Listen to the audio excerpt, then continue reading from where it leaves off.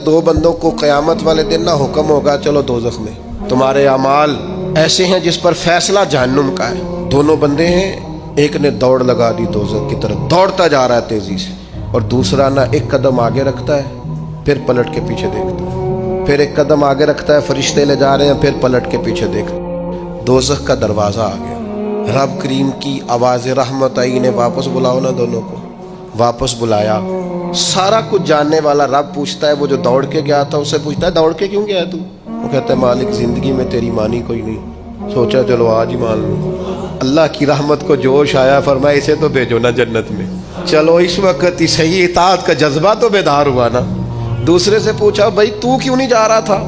वो कहने लगा मालिक मेरी सारी जिंदगी की उम्मीद रही है कि मेरे रब ने माफ़ कर देना, माफ़ी मिल जानी है, करम हो जाना है, फजल ही होना है। ये जो लोग कहते हैं ना जी ओहो कदम आगे रखता हूँ मेरा पीछे जाता है, तो भाई अल्लाह का फैसला, अगर पीछे जाना है तो इस पे खुश हो जा। तू खुदा की रहमत पर उम्मीद तो कर, जो अल्लाह फैसला करेगा करम वाला होगा।